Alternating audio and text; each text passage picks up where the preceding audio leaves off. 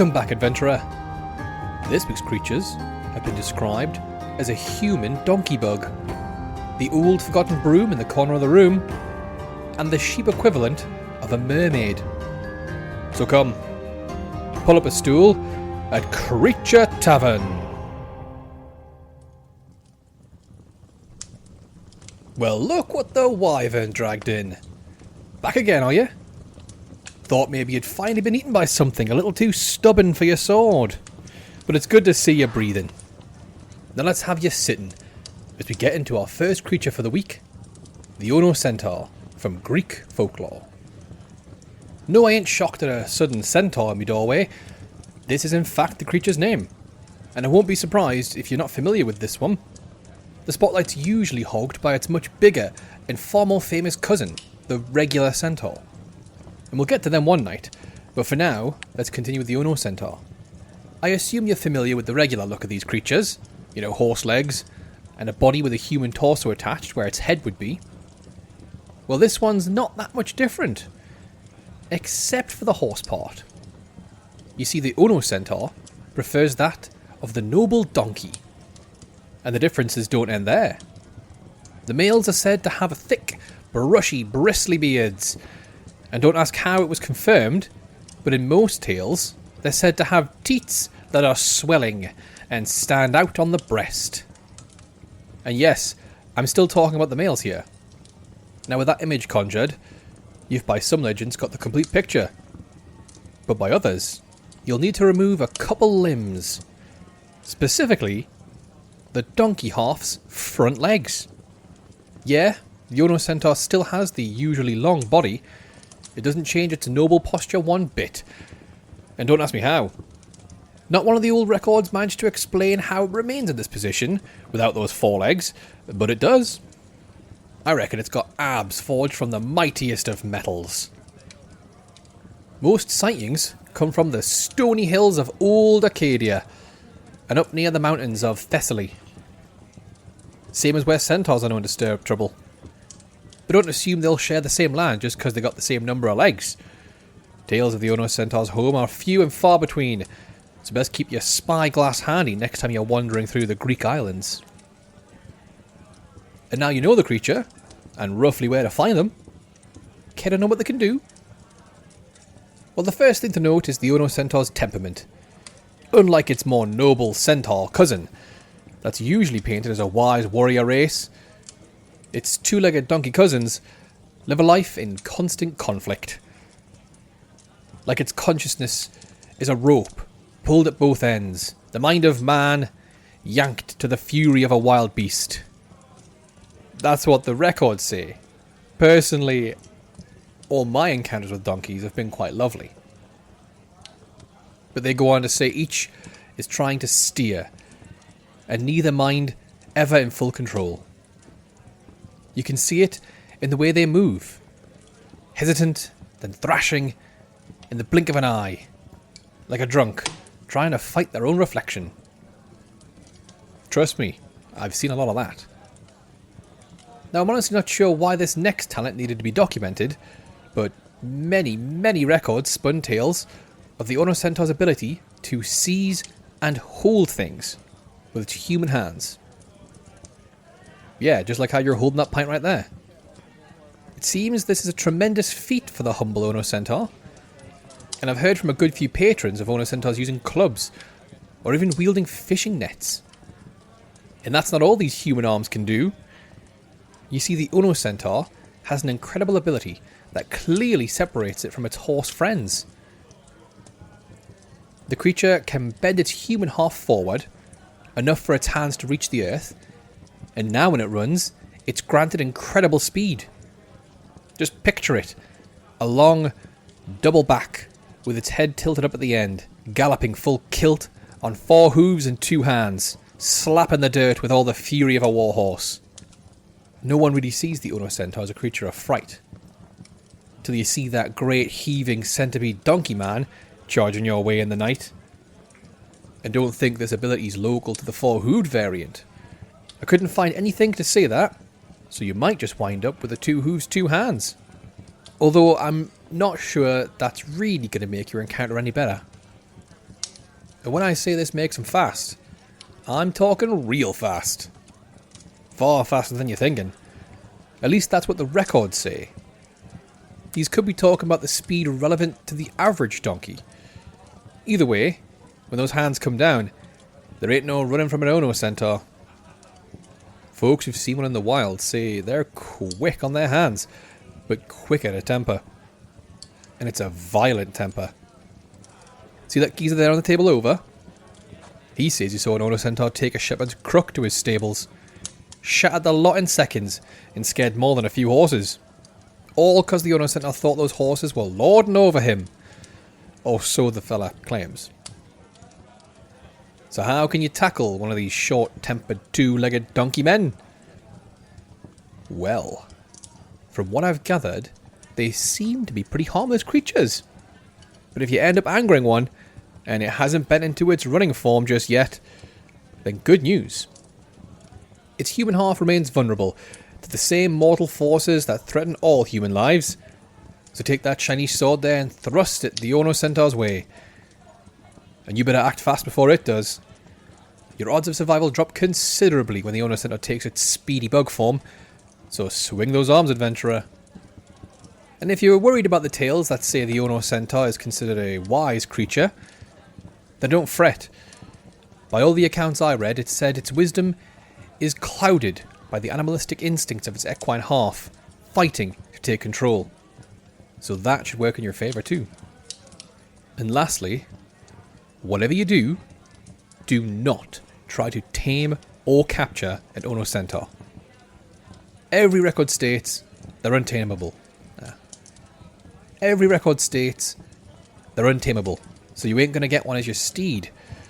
And it's so incredibly stubborn. I mean, these creatures are the embodiment of an iron will. Every document I ran my peepers over says that captured Onocentaurs all walk the same path. They refuse food, water, and any kind of engagement at all. And this will continue until they drop dead. But you're no Onocentaur, are ya? Then you won't be refusing food and drink then. Go on, get yourself something nice. I hear the charred moondrake's pretty good today. Howdy, listener. It's your definitely not shady Tavernkeeper here. Thanks for listening to episode 10. Yes, we're in double digits now, baby! Thank you all for sticking around. It's amazing to see this little group of tavern goers grow each week. And I hope to see you all in episode 100. We'll be there in no time, I reckon. And if you're joining us on episode 10, thanks for joining! Do make sure to go listen to the previous episodes after this one. I've heard that they're quite Moorish. For you newcomers, if you post about the show using the hashtag CreatureTavern, not on X still, it's proving difficult to get that account unsuspended, but it's still good on Blue Sky. There's a chance you'll end up written into the tales. You could be a kitchen porter who uncovers a curse after licking leftovers off of one too many plates. Or maybe you'll be the most average human ever. Either way, your name will go down in legend as featuring on a very mediocre podcast. And while you're in the mood, why not share the show with another person? Folks often say there's no better way to make friends than to randomly approach strangers and shove your new favourite podcast in their face. Now that's enough shilling for at least one more creature. Thank you again for listening. Now let's get back to the tavern.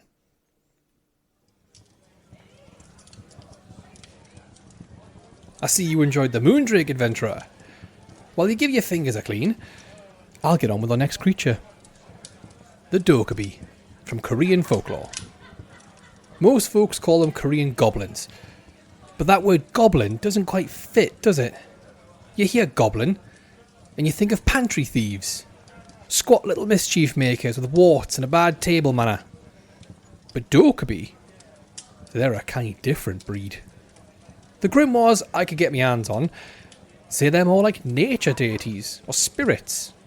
Not spirits like death from a human. They're something else entirely. Something you've seen before, but maybe not for a very, very long time. You see, Dokkaebu are, or rather were, Your old, discarded household tools. Could be a broom, could be an iron, or even a hand mixer.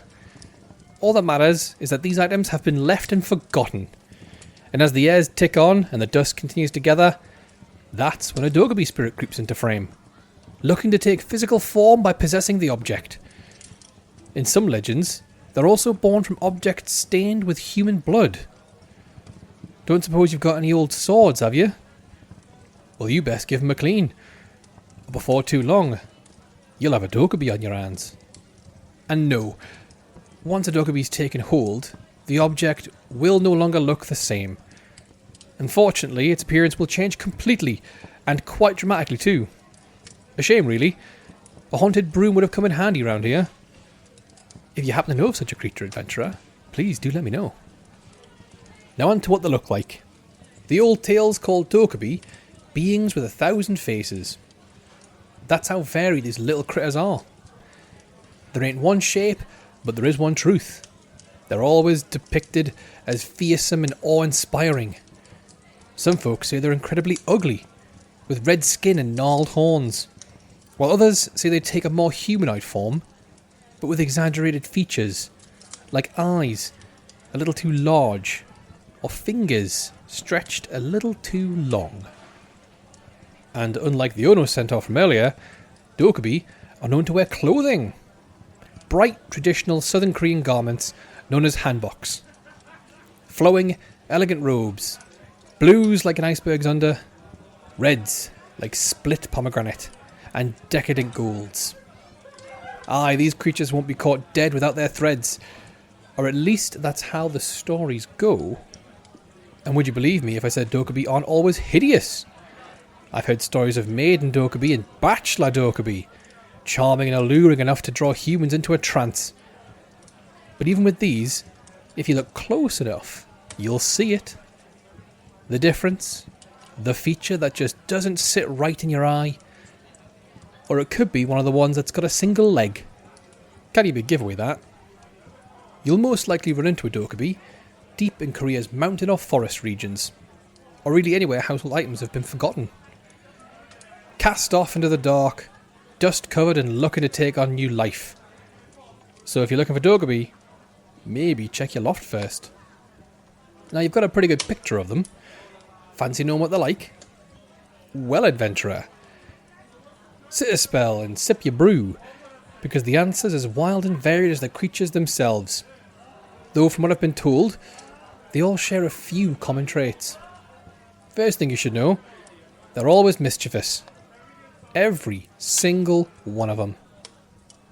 But there are some Dokkaebu considered to be harmless.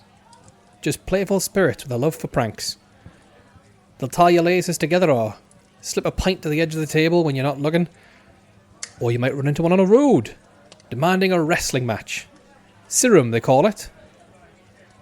And these goblins don't go down easy. They're basically unbeatable by some legends.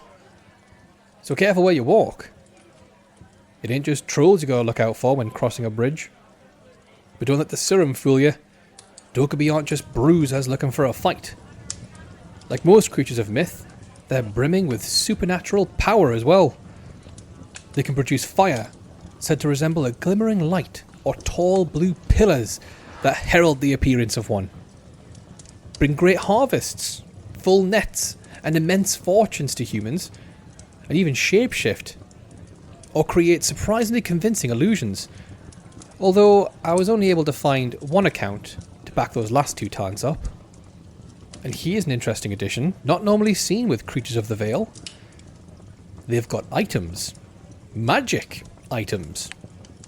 And in my research, I happened to find accounts for every item in their arsenal. We've got the Dokkaebu hat, officially titled the Dokkaebu Gamtu, which grants the wearer invisibility. Now wouldn't that be handy for a little sneak in the wine cellar? And then there's a Dokkaebu Bangmangji, or Dokkaebu Club. It's a club. But unlike your regular clubs, this one's able to summon anything you ask for. Coin, food, ale, or a very angry Dokkaebu if you misuse it. Law states This functionality acts as a magic wand. So I guess they're real now. And I may just have lost a bet. And as luck would have it, we had a patron in yesterday.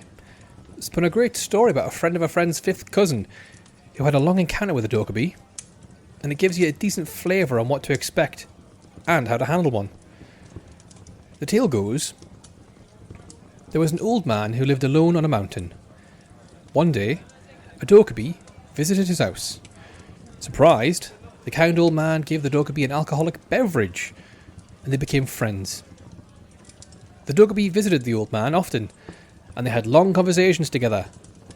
But one day, the man took a walk by himself in the woods near the river. He discovered that his reflection looked like a Dokkaebu. The old man was afraid, as he realised that he was gradually becoming the creature. So the man made a plan to prevent himself from becoming a Dokkaebu, and invited the creature to his house. He asked, "What are you most afraid of?" And the Dokkaebu answered, "I'm afraid of blood. What are you afraid of?" The man pretended to be frightened and said, "I'm afraid of money. That's why I live in the mountains by myself." The next day, the old man killed a cow and poured its blood all over his house. The Dokkaebu, with shock and great anger, ran away and said, "I'll be back with your greatest fear." The next day, the Dokkaebu brought bags of money and threw it at the old man. After that, the Dokkaebu never came back, and the old man became the richest person in his town. So keep your wits sharp, and you might just come out a little richer for an adventurer. Now if that tale's whet your appetite, and you're dead set on finding a Dokkaebu drinking mate, just mind what I said earlier. They're called the Beast with 1,000 Faces for a good reason. They're not all as pleasant as the one I just told you of, but lucky for us, I've dug up a few old records that sort these tricksters into a handful of common types. It's not official, mind you, but it still helps tell them apart. Here's the unofficial roll call. We've got the Charm Dokkaebu. That's the classic trickster. The Gi Dokkaebu. They're not so nice. They're quite mean and said to be malevolent. The Gaxi and Changak Dokkaebu. This is the maiden and bachelor types that I mentioned earlier. They're quite charming, known to lure humans astray. The Go Dokkaebu. These are fierce warriors, skilled with weapons, especially a bow and arrow. Careful with these ones, adventurer. The Kim Sao Bang Dokkaebu. They're supposed to be as daft as a fence post. To tell this one apart, you can often find them in farmers' garbs, or so the law states. We have the Nat Dokkaebu. These ones are different to the rest in that they appear during the day, and they've also been known to gift the Gamtu hats to people. We have the Odari Dokkaebu. That's the one-legged wrestling type. And lastly, we have the Onan Dokkaebu. These ones are one-eyed. Very, very gluttonous. Everyone who had something to say on this particular breed of Dokkaebu said that they're always hungry. So once again, one to watch out for, I think. Unless you can use those gluttonous desires to your advantage. Whatever type you run into, just remember, they're playful, powerful, and unpredictable. If you're lucky, they'll bless you, but if you're not, well, maybe you'll get a good story out of it. Now on to your actions. What should you do when out Dokkaebu hunting? Well, if you end up in a wrestling match with one, happens more than you'd think, then target their right side. Law states that's the weaker of the two. Exploiting that will make victory all the more possible. Or if your opponent's one of those one-legged Dokkaebu, then sweep the leg and push. I'm sure a capable adventurer like yourself can remember that. And fun fact, after defeating a Dokkaebu in Sirum, if you return to the site, you'll find whatever household item it had possessed. Broken, of course, which I think means you've vanquished the beast completely. It's also well documented that Dokkaebu enjoy buckwheat jelly, red bean rice cakes, and alcohol made from mashed sorghum. So make sure you've got a few of each in your pack, and that way you can perform the Dokkaebu Gosa offering. This is a ritual said to encourage a Dokkaebu to bestow good fortune. And you know what they say? If you can't beat them, you might as well perform an offering ceremony to have good fortune. They're also said to have an aversion to the colour red. As you may have gathered from the tale earlier, they do not like blood, but they do like red bean cakes. So this tip might just depend on the type.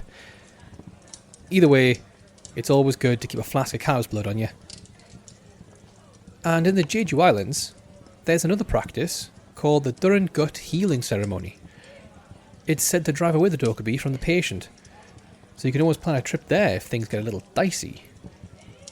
Lastly, and most obviously, you can prevent a Dokkaebu from ever appearing by making sure you clean and use any household items you may have forgotten about.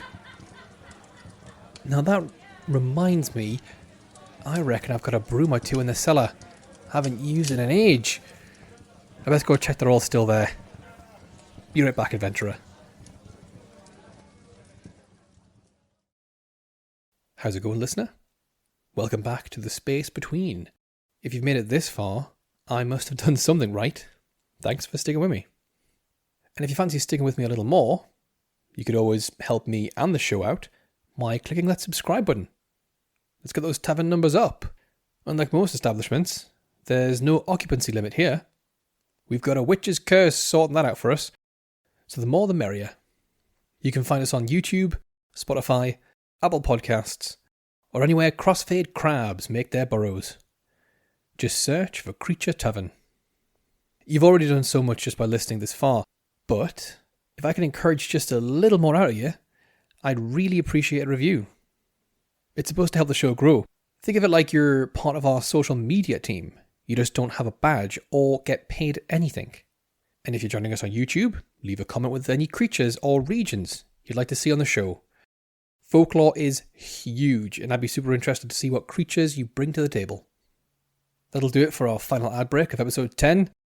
As always, there's no more interruptions today. So walk, run, sit, sleep, whatever it is you're doing, carry on as I leave you with our last creature for the week. Thanks again for listening. Aye, they're all gone. All 50. Oh, cheese and crackers. I'm going to need to put somebody on that. Maybe you're in the mood to help out, adventurer? Fancy it? There's substantial coin in it for you. Or maybe just a handsome bar tab. You know what, we'll iron out the details later. For now, let's hop into our last creature for the week. The Huallipén, from the folklore of the Mapuchin people of Chile and Argentina. You might know it by one of its other names. Gyapa, Huallipén, Huallipén, Huallipéña, or the Huallipén. If the names don't spark a light, maybe its appearance does. It's said to be a twisted creature in looks and nature alike. Most folks who'd speak of it say it's the offspring of a sheep and a malformed calf. But this is no ordinary union, mind you. Something foul or unnatural must have meddled with it. A dark spirit, perhaps, or the lingering rot of some old curse. Whenever I first brought these creatures into our realm, I couldn't pin down exactly. But they're here now, and they're distinct, to put it nicely. Sightings claim the creature's got the head of a young calf, wide-eyed and wet-nosed, but with a hollow, sunken flavour to it. Like the soul didn't make it with the skin. The body's of course of a sheep, but its wool is unsightly, matte and dirt-caked, and that's the regular part of the Huallipén. Where it gets stranger are the tails of its legs. They're short, with twisted feet, bent and broken at numerous painful angles. Thankfully that's just the front legs though, for when it turns, you'll see hindquarters that do not belong to the land. No hooves back there, but a slick, powerful tail. similar to that of the common seal. Most patrons say by all accounts it's an ugly creature, the kind that'll make your skin crawl. But mark my words, adventurer, once you learn more of the Huallipén, it won't be its look that keeps you up at night. You'll find it, or maybe it'll find you, in the lakes, rivers and riverbeds of Chile, or even some brackish spots where rivers meet the sea. Locals swear it's drawn to still pools and murky deeps. You know, places where the sun's rays struggle. Apparently it doesn't stray far from its home.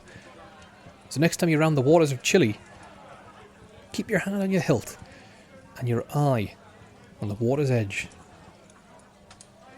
So what can a twisted half cow, half sheep, half seal creature do? Well, adventurer, I've heard bold folk scoff at the sight of a wet limping lamb cow. They can barely walk, they jeer, mocking its crooked legs and clumsy shuffle. But funny thing, I never heard word of him again. The Huallipén, by its nature, is a territorial beast. Reports say it's a bold, strong, and sociable creature that knows no fear, which means there's no hesitation. If you get too close, be it man, beast, or anything in between, the Huallipén will attack on sight. I read a few letters from folks who've run into one of these that say it's the quickest thing they've ever seen in water. Faster than any ordinary wet predator, and far more dangerous. It seemed to go for every critter it encountered with vicious intent. So it's quick and violent. That's nothing for a true adventurer like yourself. But before you head out and search for one, fancy hearing the true horror? Its true, demented power lies in what it does to the womb. You see, I hear a lot work in this tavern, and with Huallipén, I hear the same thing over and over again. Something called Huallipén's horrendous curse. So I did a little digging and found exactly how this creature keeps coming back. The creature is fond of livestock, and fond is putting it gently. Sheep, cows, goats, and it doesn't always care if the attraction goes both ways, if you catch my drift. Had a few farmers speak of a beast matching the Huallipén's description, caught causing trouble in their barns. They managed to scare the thing off, but the deed's already done. 5 months later, when the lambs come out, sometimes they're fine. You know, they manage to bob and weave that curse. But others, they share the twisted limbs of its horrific father, or their muzzles are contorted and deformed. And the horror of this unusual talent doesn't end there. It's said in the dark, dusted records of old that this curse can jump to humans too. But there is some good news, if you want to call it that. This eldritch curse won't affect you unless you're pregnant. Yes, if you're with child, best saddle up with the nearest beast, wagon or kindly soul passing through and ride like the wind. For once you've found yourself in the company of a Huallipén, you're curse marked. And the worst part, most tales say it's a chance encounter. It's just bad luck, plain and simple. You might spy a shape poking just above the waterline, or hear its twisted hoof prints in the mud. Maybe you've even passed one in the streets. You won't even know it's there. Or most surprising of all, you could simply dream of the beast. Aye, it all counts just the same. At first, nothing. You won't notice anything different. You might even escape the terrifying result. But should fate cross your paths 2 more times, that's when the curse takes root. Now, a wise-looking adventurer like yourself, I'm sure you've gathered this by now. The curse isn't just passed through blood, bite or witchcraft, but through presence. And the pregnant woman unlucky enough to have 3 encounters, well, this is directly what the law states. Experienced terror so profound as to cause physical deformation in their unborn child.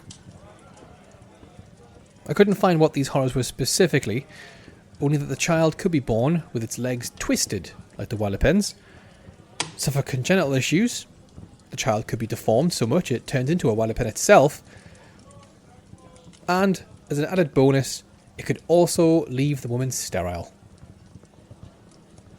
And just like that, the tale winds back to its grim beginning. For any creature, be it human or beast, birthed by this power, bears the curse, starting it all over again. So if you're ever in Chile, and you see something in the shallows that looks like a little lost lamb, do not look back, or the curse will take you too. So what's there to do, if you're one of the unfortunate few to have a run-in with a Huallipén? First things first, if you're able, get this creature on land. Here they're said to be harmless, and by some accounts, rather shy. Those deformed legs and tail tend to give this vicious little fear nugget quite the disadvantage when out of water. And make sure you've packed a few torches, as fire's rumoured to keep this creature at bay, especially at night. Any fire will do, really. In fact, I think I may have a bottle of 90 proof tavern fire you can have. For the right coin, of course. It also doesn't hurt to seek out a machi. They're the Mapuchan shaman, similar to a healer or spiritual leader. In some stories, only a machi can confront the influence of a Huallipén and expunge the horrendous curse. And lastly, you can always take a sword or mace to the beast. Its body is said to be strong, but it's still a sheep's body. No sturdier than a regular sheep. I will say, that's just speculation on my part, adventurer. If you wouldn't mind helping me confirm this, then maybe I can give you a discount on the tavern fire. And with that, we're finished with our last creature for the week. We've learned that mules truly are the most stubborn of beasts, that cow blood has a fantastic exchange rate, and that pregnant women maybe shouldn't dream of sheep. Now that bell means it's last call here at Creature Tavern, so grab yourself one more drink for the road, and until next time, tread carefully, adventurer. You never know when you might wander into the weird